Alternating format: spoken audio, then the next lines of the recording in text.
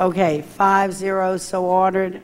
Okay, We're on page 14, Resolution R08604 by Councilmember Clarkson requesting the state of Louisiana to restore Medicare, Medicaid across crossover payments so that all Medicare beneficiaries in New Orleans have equal access to their Medicare benefits. ladies and gentlemen, this is Dr. Sheldon Hersh, and Doctor, I hope you heard that the whole council, upon noticing what this was, have all asked to co-author it. Seems to have been a day of many trials. So we're going to ask you to be brief, please, because it's late in the day. But this is of great importance. Thank you. Thank you, President Clarkson and members of the City Council. My name is Dr. Sheldon Hersh. I practice internal medicine and geriatrics in New Orleans since 1977. I specialize in treatment of elderly and disabled poor people, people who are duly eligible for both Medicare and Medicaid.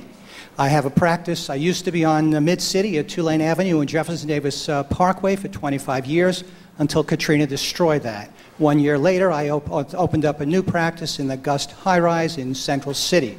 This issue today is about justice in healthcare.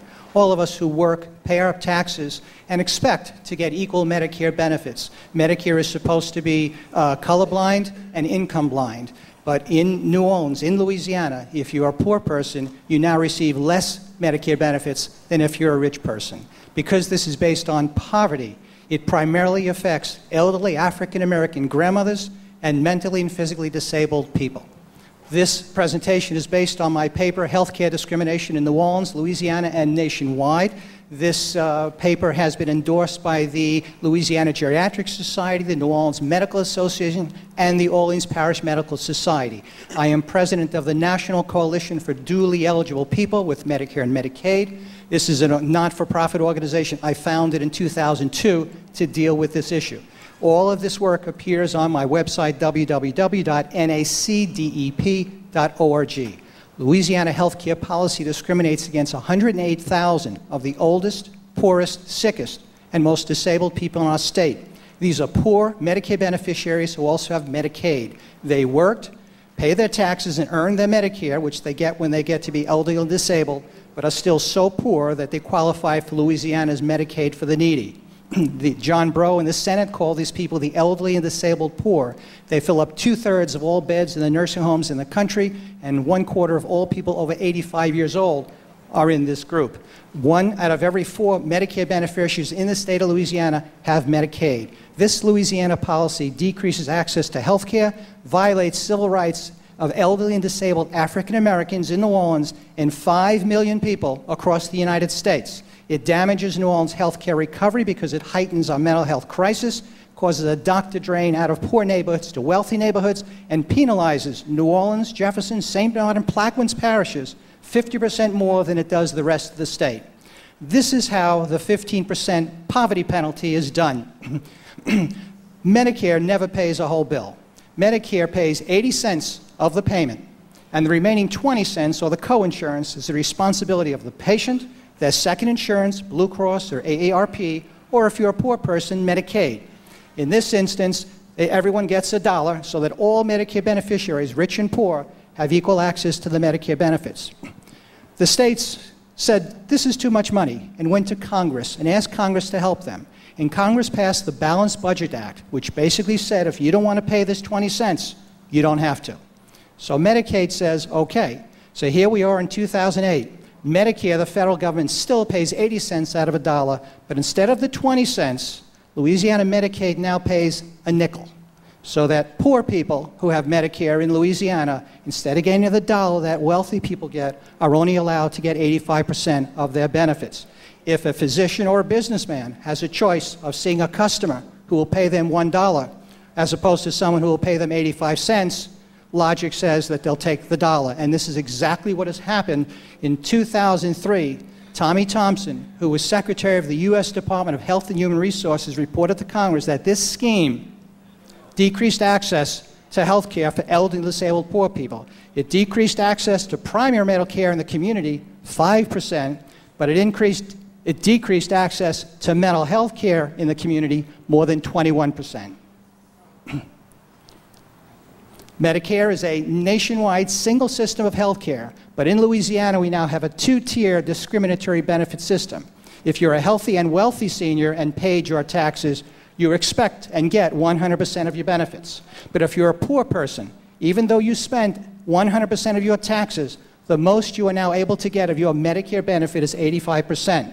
The poorest groups of adults in the state are elderly, African Americans, women, and disabled people, all of whom are poor. There's 108,000 people that this affects.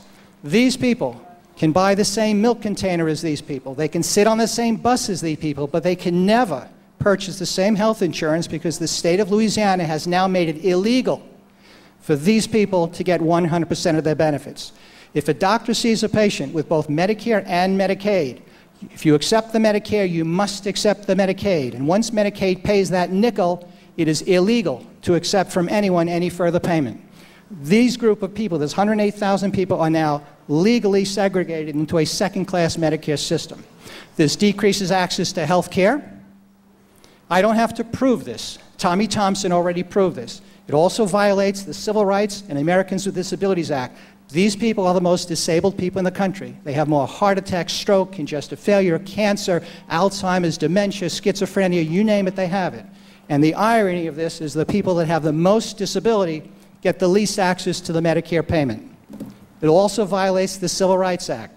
Because this is all based on poverty, and New Orleans has such a large African American population, which is so much poorer than white population, this has a disproportionate impact along racial lines. In 1997, of all elderly people over 65 years old living in New Orleans, 42% were African American, 58% were white.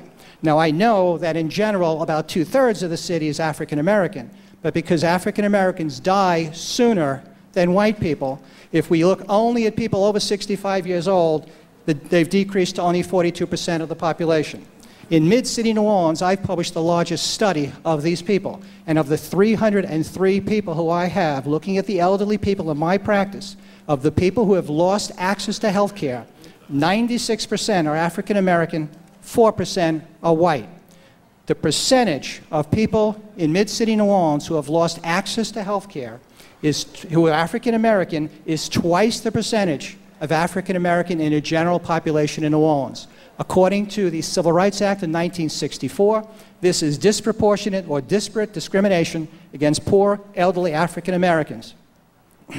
Remember that Tommy Thompson said this increases mental health access by 21%.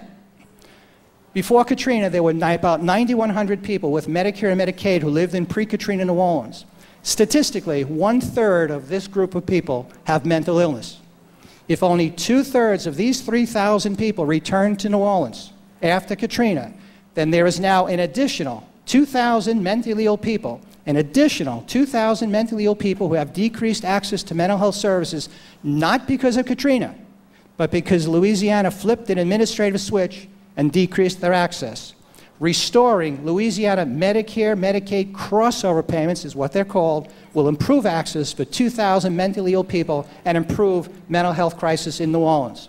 This causes a doctor drain.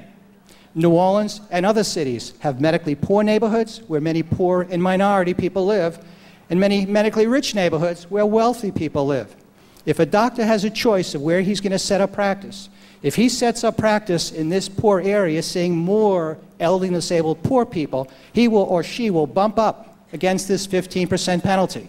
Whereas if he moves to a wealthy area in town, he will get that 15% bonus. And so why does anybody want to go ahead and set up shop in a poor neighborhood? This then causes medical ghost town to appear. According to the Commonwealth Fund in northern Philadelphia, an area of a poor African American and Hispanic population, there is no private practice physicians left. Residents in that area take their care from medical schools and teaching hospitals. And we see how hard it is right now to get doctors to come into some of the poorest sections of town. You may get pediatricians, you may get obstetricians, but adult medicine doctors, internal medicine, geriatrics, cardiology, neurology, ophthalmology, you just don't see unless you subsidize them. Finally, Louisiana penalizes Southeast Louisiana more